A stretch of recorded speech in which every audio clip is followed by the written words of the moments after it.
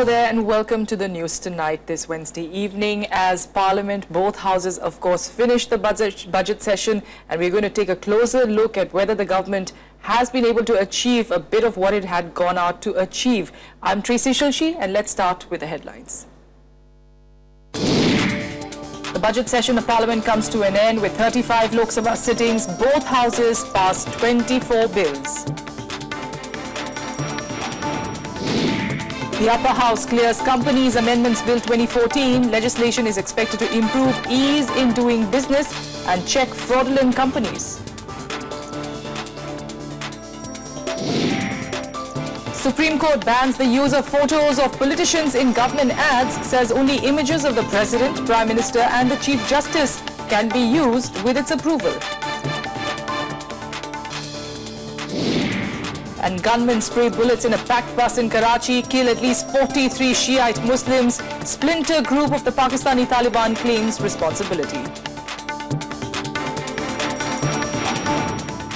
Our top story, the budget session of Parliament ended today. In addition to the railways and general budget, the session saw the passage of many important bills. In addition, issues like the crisis facing farmers also got a fair amount of attention in the form of the opposition's refusal to let go of the land bill issue. Here's a comprehensive report. The Lok Sabha had 35 sittings in the budget session of Parliament. The Rajya Sabha had 32. Both houses passed 24 bills. According to the Ministry of Parliamentary Affairs, in the last 5 years, Parliament had never passed so many bills in one session. Among the bills passed in the budget session was the Coal Mines Amendment Bill and also the Mines and Minerals Amendment Bill. Last year, the government said Parliament had as many as 90 sittings, bringing it close to its goal of having at least 100 sittings. In terms of number of sittings also, this session scored very high. Lok Sabha held 35 sittings, the highest in the last 5 years. Rajya Sabha held 32 sittings, next only to that of 34 in 2012. Clearly, the government seems to have benefited from its strength in the Lok Sabha, where it managed to pass quite a few bills easily enough. But the story was different in the Rajya Sabha, where it had to bow down to pressure from the opposition and send bill on the GST to the Select Committee and the Land Acquisition Bill to a joint committee of Parliament. Lok Sabha had question hour on 32 days. It is very disturbing to note that opposition has given notice for suspension of question hour and adjournment on 29 of the 35 sittings. In the Rajya Sabha, opposition demanded adjournment business on 15 of the 32 working days. Amid the tug-of-war between the government and the opposition, the Land Boundary Constitution Amendment Bill was passed unanimously. The resolution to the border dispute with Bangladesh was effected in an atmosphere of rare camaraderie. Shyam Sundar, Rajya Sabha TV. And earlier in the day, the House unanimously passed the Companies Amendments Bill 2014. Corporate Affairs Minister Arun Jaitley said that the new bill will improve ease of doing business in India and serve as a deterrent to fraudulent companies. He also conceded the demand to form a panel to spot discrepancies in the new act. The Companies Amendment Bill 2014 that seeks to remove some oppressive provisions in the Companies Act 2013 secured Rajya Sabha's nod on Wednesday. Corporate Affairs Minister Arun Jaitley welcomed the amendments that he said will foster investment climate. He also informed that a committee will soon review it to plug likely loopholes. That the act is so wide that even these 15-16 amendments may not cover the entire field. A broad-based committee to continue to go into this whole question for the next few months as to where the shoe pinches as far as this act is concerned. Initiating the discussion on the bill, Congress MP K. Rahman Khan urged the government to reconsider a few contentious provisions. The Samajwadi Party's Naresh Agarwal and Naresh Gujral of Shiromani Akali Dal urged the government to form a committee to scrutinize inconsistencies. The proposed amendment should also require to disclose details of fraud reported to the government which are more serious. In the board report, so that the board report should also contain whatever the auditor's report, it should also contain in the board report. आप 6 महीने के लिए कोई committee बनाइए, इससे ज्यादा ना बनाइए। वो कमेटी सब लोगों से राय ले ले, लोग अपने सजेशन दे दें और उस सजेशन को 6 महीने के अंदर आपको रिपोर्ट दे दे, और उस रिपोर्ट के बाद अगर आप पूर्ण रूप से कंपनी लॉ में अमेंडमेंट करके लाएं तो शायद सफलता भी मिलेगी और लोग इसको स्वीकार करेंगे. But I think the existing act is extremely cumbersome and it needs huge amendments. So I would again recommend that a committee be set up, whether it's a joint committee of the Parliament or a committee set up by the Finance Minister, but we must relook at this act. The Companies Amendment Bill 2014 introduces certain amendments in relation to related party transactions, fraud reporting by auditors, and jurisdiction of special courts to try certain offences. Companies failing to refund deposit and interests could be fined 1 crore to 10 crore rupees. Defaulting officers may be fined 25 lakh to 2 crore rupees and jailed for up to 7 years. Kriti Mishra, Rajya Sabha TV. So let's take a look at the hits and misses of this budget session for the government specifically. We've got Smita Gupta, who's the associate editor of The Hindu, joining us now from the capital. Smita, thanks so much for joining us. First of all, let's just talk about, the way the government had gone ahead with this session being, riding on a reforms agenda. Just take us through what are the gains, really, the key crucial bills that the government was able to finally pass. How crucial was it for them?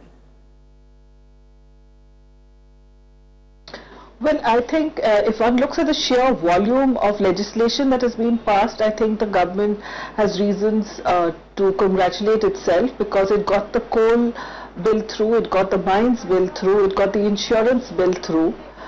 And I think the passage of the Indo-Bangladesh land boundary agreement is a historic agreement that has been waiting 41 years to be passed. So in those terms, and as well as the large number of bills that your colleagues just reported on. But having said that, I would say that relations between the government and the opposition are at an all-time low, and the government's refusal, using its huge sort of majority in the Lok Sabha to send new bills or bills that have a new content to standing committees of parliament or select committees, as the case may be, has created, it's breaking with tradition, and B, it doesn't allow for enough scrutiny. The opposition has had some success in sending some major bills, such as the goods and services tax bill, which has been sent to a select committee of the Rajya Sabha, the land bill that has been sent to a joint committee of parliament, and the real estate bill that has also gone to a select committee of the Rajya Sabha. But I think there is a sense on the part of the government to overemphasize the fact that it has a majority in parliament, because the traditions of parliamentary democracy would suggest that the opposition has a very important role, and the opposition has every right to expect that a new bill should be sent to a parliamentary committee for scrutiny. Because after all, these are major pieces of legislation, and they do require that kind of scrutiny. The one bill on which I think the government has taken a huge battering is the land acquisition bill. It's basically the amendments to the 2013 Act that was passed by the previous Congress-led UPA government, because along with its opposition to the bill over the last few sessions as well as this session, the opposition parties, virtually including some allies of the BJP, such as the Shiv Sena, the Shiromani Akali Dal, and some others, there is a countrywide agitation which has helped in some ways to change the perception of this government as a government that is anti-farmer. And this is something that is acknowledged by a lot of BJP MPs as well. So while, as I said, the sheer volume of legislation that has been passed, the government has every right to take credit for it. All right. Smita Gupta, thanks so much for joining us, giving us your perspective really into what were the gains and of course the misses really of the government in this particular session. Crucial ones of course being land bill and GST not being able to pass, of course now being sent to committees. Meanwhile, let's get on to more national news. And the Supreme Court today ruled that only photographs of the President, Prime Minister and the Chief Justice of India should feature in government advertisements. The court ruled that even pictures of these three dignitaries should be used only with its approval. Here's one. In a landmark judgment, the Supreme Court on Wednesday struck at what it called promotion of personality cults through advertisements. The top court prohibited use of photographs of political leaders, including ministers, in government advertisements. Supreme Court today, while allowing two important public interest petitions filed by the Centre for Public Interest Litigation and Common Cause, has directed that government advertisements cannot be used to project political personalities or to derive any political advantage from the use of those advertisements which are issued on government funds, on public funds. In February, the centre had argued in court that the Supreme Court should not interfere with how the government communicates with the public. It also said the court was in danger of pre-censorship. अच्छी बात है, ये तो advertisement ही कम होनी चाहिए। मैं तो ये कहता हूँ सरकारी गैर सरकारी नहीं, बात ये है कि करोड़ों रुपया लगता है इस पे, इतनी ऐड की कोई जरूरत नहीं होती। We are living in a political world, and I think it is well within the right of a government to project what it does by showing photographs of ministers and others. You know, it gives a very clear impression as to who is pioneering a particular intervention or an initiative. And then it is left for the people to decide whether, if they like their intervention, should they support their government, and if they don't, should they oppose it. So I don't think the Supreme Court should really interfere in just about anything they want. Supreme court का ये कहना है तो सरकार ने फिर एक बार supreme court के पास जाना चाहिए और बताना चाहिए ये क्यों जरूरी है। किसी एक मंत्री का फोटो आने से मुझे लगता है कि कोई पहाड़ नहीं टूटता। The court refused to pass order restraining the government from giving ads 6 months prior to elections. It directed the centre to appoint a 3-member committee to oversee that public money is not misused by the government in giving advertisements.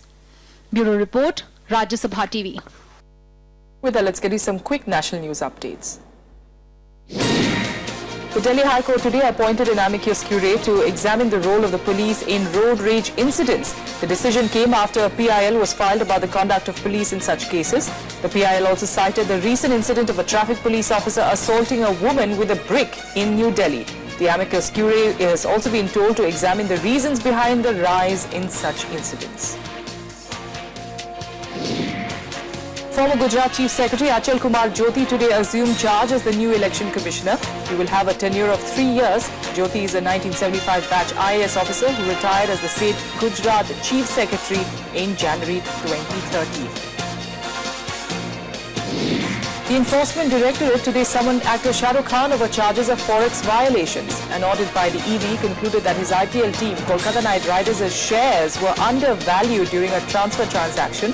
Shah Rukh will have to appear before the ED by the end of this month. Notices were also sent to KKR's co-owners Juhi Chawla and Jay Mehta.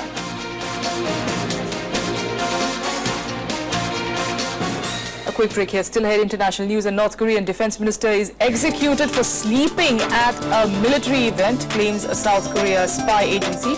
Details ahead.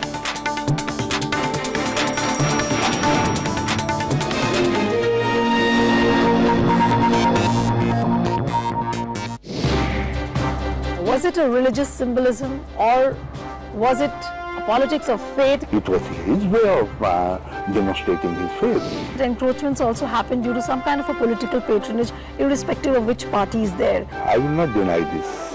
This is a well-placed allegation.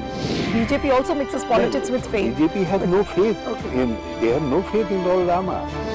Watch Uttarakhand Chief Minister Harish Rawat articulate his views into the point on Rajya Sabha television.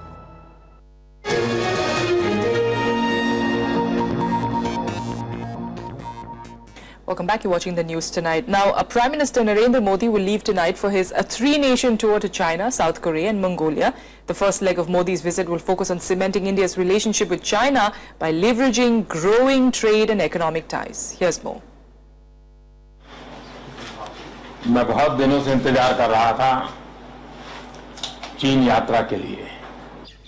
Prime Minister Narendra Modi all set to embark upon his much-anticipated visit to China, South Korea and Mongolia. He will arrive in the ancient city of Xi'an on Thursday, where he will be met by Chinese President Xi Jinping in a departure from protocol. मुझे विश्वास है कि चीन की मेरी ये यात्रा भारत और चीन के संबंधों को ही आगे बढ़ाएगी ऐसा नहीं, लेकिन पूरे एशिया को और दुनिया के सभी डेवलपिंग कंट्रीज के लिए एक नया सीमा चिन्ह बनेगा। From Xi'an, Modi will fly to Beijing, where he will hold extensive talks with Premier Li Keqiang on bilateral ties. While trade and economic ties are likely to take center stage, there are hopes that the two leaders will have threadbare discussions on the border issue. You may expect that. Was it a religious symbolism or was it a politics of faith? It was his way of demonstrating his faith. The encroachments also happened due to some kind of a political patronage, irrespective of which party is there. I will not deny this. This is a well-placed Of Modi's visit to China, that is what we are waiting for. Prime Minister should take up the economic scientific cooperation between our two countries. After all, we are two neighboring countries. Not only neighboring countries, we are two very fast growing economies. On the last day of his China visit, that is on 16th of May, Modi will meet top CEOs of Chinese firms and address a business gathering. Indian and Chinese private companies are expected to sign business deals worth $20 billion. A lot of Indian companies are finding barriers in doing business in China. So this market access issue, we would wish the Prime Minister to take up so that these issues are resolved. While serious differences continue to prevail on the border issue, both sides are making efforts to ensure that peace and tranquility prevails. The two nations are also cooperating in BRICS summit. It is hoped that Modi's visit will not only bring the two governments closer, but will also help build people-to-people interactions. With inputs from Akhilesh Suman in Delhi and Amrita Raya in Xi'an, Bureau Report, Rajya Sabha TV. All right, so Prime Minister Modi leaving tonight. Of course, while in India a lot of focus is on the border issue, a lot of focus on the economic ties between the two countries. A reminder really that the Chinese growth figures, of course, have come down in the past few years, which is, of course, a deliberate move from the country. But then India, of course, is one of the growing economies of the world. So it'll be nice to see really how, both of these, the dynamics between the two world, rising economies, how are they going to be figuring in talks, of course. Of course, in China, the mood has been a bit of caution. A lot of the media reports taking a dig at Prime Minister Modi. And we've got, in fact, our correspondent, Frank Pereira, who is going to be tracking all those developments there in Beijing, joining us now from there. Frank, just give us a sense, really, of the mood that you're catching up as far as Beijing is concerned on Modi's visit. Well, the mood as such, as far as the local media is concerned, Tracy, is not that upbeat. In fact, the local media seems to be more serious about focusing on John Kerry's visit on the 18th to China. Just a few snippets in some of the leading papers as far as Prime Minister Modi's visit is concerned, but there is a lot of activity as far as the Indian diaspora is concerned. The Indian embassy, of course, is doing everything possible to ensure that this particular visit of Prime Minister Modi is a successful one. The focus as far as this particular visit is concerned, as far as the local experts are concerned, what they are saying is that it's going to be more on economic ties rather than the border issue as the Indian media is making it out to be. What the local experts say is that the economic ties are going to have more focus here rather than the border issue as such, and it might come up, but we cannot see any kind of a conclusive step going forward as far as that issue is concerned. But Prime Minister Modi will be reaching Xi'an at around 7 a.m. in the morning tomorrow, and will then have a few talks and then be proceeding to Beijing. He will be reaching Beijing late in the night, and then he's going to be here for one whole day, where the focus is really going to be on economic ties between the two countries. Yes, very quickly also, Frank, if you can give us a sense really of the two countries and how their foreign policies have been, especially in the past few months. You've of course got Modi, who's been getting closer to the US. He's also meeting a lot of the European countries, also reaching out to quite a few countries in the Asian territory as well. Let's say, for example, a Vietnam or a Japan, and you've got China, who's in fact getting closer to Pakistan. Those dynamics, will that of course create some sort of friction between the two leaders? Well, those dynamics could cause some kind of friction, but both sides are taking a very cautious approach and are trying to make this particular visit as successful as possible. Like I said earlier as well, the focus really is not going to be on some of these contentious issues, but it's going to be on the way forward as far as economic ties are concerned. And the Indian diaspora and traders on the whole are really looking forward to that, because they are hoping that something concrete comes out of this, and both India and China can take the level of trade a notch higher. All right, Frank, thanks so much for joining us with those details. We'll come back to you, of course, tomorrow for more updates on Modi's visit. Meanwhile, let's get you some news from Nepal now. And thousands of people spent a fearful night outdoors. The second massive earthquake that struck the country yesterday killed 83 people, and at least 2,000 people are injured. Rescue helicopters, of course, have been sent to the worst affected areas to help those in need. A day after multiple earthquakes, Kathmandu residents assessed the damage and narrated horror stories of the tremors that killed at least dozens of people on Tuesday. Cyber gym खेलेको थिएँ त्यतिखेर चाहिँ अचानक आएपछि भाग्न भ्याएन तीनजना जति बच्चा भाग्न भ्याएन एकजना चाहिँ सँगै खेल्ने साथीले चाहिँ दुईजना भित्रै छ भन्थ्यो अनि एकजना चाहिँ निकाल्नु भ्यायो निकाल्यो पनि जिउँदै निकाल्यो अब एकजना अझै छ भन्ने कुरा छ. The earthquake brought down buildings already weakened by the devastating quake on April 25th. Among them was Narayan Prasad Subedi's house. हिजो आएको भैँचालोले चाहिँ तसनस हुने गरी नै ढल्यो. अब धेरै दुःख लाग्दो कुरा छ. अब मैले के भनौँ त्यो भन्नु बोल्न सक्ने क्षमता पनि छैन. घाँस बाँस कोबास केही पनि छैन. दुःखै पर्यो. Scores of people with injuries and fractures were admitted to a hospital in Kathmandu, where a sense of panic was triggered after the strong quake. Most of the casualties were in villages and towns east of Kathmandu. So till today morning 6 o'clock we have had around 99 patients, and out of them 39 have been already discharged. So we are having around 60 patients who are still admitted.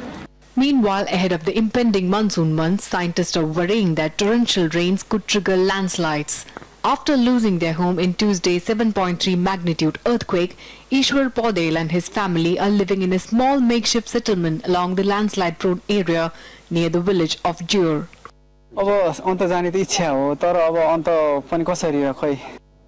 The earthquakes have forced people living in Nepal's mountains to come into terms with the risks of landslides and floods. The shifting weather patterns and increased threat of meltwater from thawing glaciers has only imparting a greater urgency to those fears.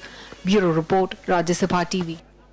Casualties on this side of the border as well. At least 17 people were killed and 77 injured in the tremors that jolted parts of North India and East India on Tuesday. Patna and Champaran districts of Bihar were the worst affected, with 3 deaths each. Severe damage was also reported in buildings all across the state. Bihar has so far witnessed 29 aftershocks since Tuesday's earthquake. घायलों का इलाज करावे, लोगों का मुफ्त में और घायल होने की स्थिति में भी हम लोग उनको अनुग्रह अनुदान देते हैं. मृत्यु की स्थिति में तत्काल 4 लाख रुपए तो सब लोगों को निर्देश दिया गया है कि परिजनों को तत्काल उपलब्ध करा दिया जाए.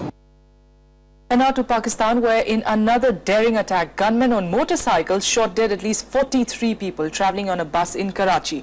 The killings were the latest in a series of terror attacks targeting minorities. A splinter group of the Pakistani Taliban claimed responsibility for the killings, even as Pakistani Prime Minister Nawaz Sharif ordered an investigation into the case. A brazen assault in Karachi city. Terrorists targeting religious minorities once again in Pakistan.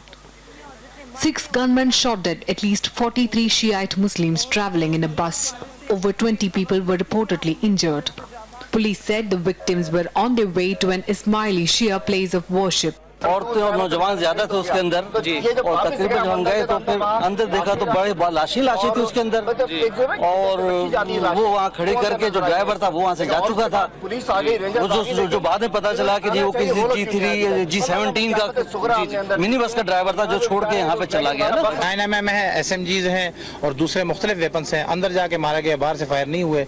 जो हमने अभी तक बस को जो मुशाहिदा किया है वो अंदर से ही जाके उन्होंने फायरिंग किया। Pakistani Prime Minister Nawaz Sharif ordered an investigation into the incident. Prime Minister Narendra Modi also extended condolences and condemned the attack. Jandullah, a splinter group of Pakistani Taliban, claimed responsibility for the killings. They have threatened more such attacks against Ismailis, Shias and Christians. खोल मिले हैं मुख्तलिफ weapons के, multiple weapons है, कोई किसी एक weapon से फायरिंग नहीं की गई है और यहाँ मौके से क्राइम सीन से भी अभी एक झाड़ियों से खोल मिला है। अभी फिलहाल हम फोरेंसिक्स के लिए और क्राइम सीन के हवाले से काम कर रहे हैं। Minorities have been targeted in Pakistan over and again. The Taliban spokesperson said they carried out the attacks because they considered the victims kafir or non-Muslim. Just 2 months earlier in March, the Taliban targeted 2 churches in Lahore, killing 14 people, indicating how vulnerable minorities are in the country. Bureau Report, Rajya Sabha TV. And now reports of another case of shocking brutality in North Korea. The country's top defense chief was executed for sleeping off at a function. North Korea has termed it treason and maintained that it is very normal for any country to go after hostile elements and punish them. Here's more. In a shocking display of barbarism, North Korea publicly executed its defense minister. According to South Korea intelligence agency, Yong Yong-chol was killed with anti-aircraft gunfire in front of hundreds of people in Pyongyang. He was accused of treason by dozing off at a military event and showing disrespect to leader Kim Jong-un. Yon was appointed defense minister last year. He was executed without trial within 2 to 3 days of being arrested. Just last month, Hyun led a North Korean delegation to Moscow for a seminar on global security. North Korean leader Kim Jong-un has executed as many as 15 top officials this year. The most notable was his uncle in 2013, Chang Song-thaek, once the country's second most powerful figure. The country has defended the executions, calling them punishment for treason and subversion. However, the executions have created a climate of fear among the regime insiders. Globally, there are worries about potential instability in North Korea as it possesses nuclear weapons. Bureau Report, Rajya Sabha TV. And now let's get you some quick international news updates. The second in command of the Islamic State, Abdul Rahman Mustafa Mohammed, has been reportedly killed in a US-led coalition strike in northern Iraq. The Iraqi Defense Ministry said that he was inside a mosque when the attack took place. After IS leader Abu Bakr al-Baghdadi was incapacitated, there were reports that Abdul Rahman had taken charge of IS operations temporarily. A passenger train derailed in Philadelphia in the US, killing at least 6 people and injuring several others on Tuesday. Police officials said up to 10 carriages went off the track. Firefighters and rescue teams were immediately rushed to the spot. Over 240 people were on board that train. In the hunt for the missing Malaysian plane MH370, search teams came across an uncharted shipwreck in the southern Indian Ocean. The search teams were focusing on a 60,000 square kilometre area off the coast of Western Australia, where the MH370 is believed to have crashed. There's still no trace of the plane that disappeared last year. And finally, let's now get you the latest from the world of sports.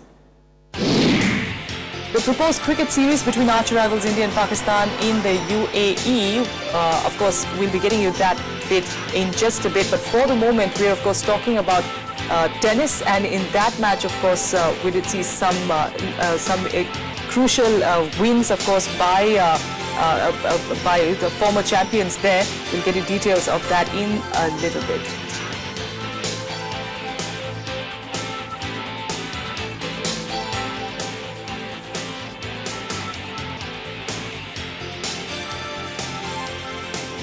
All right, that's it for the moment on the news tonight. Thanks so much for joining us.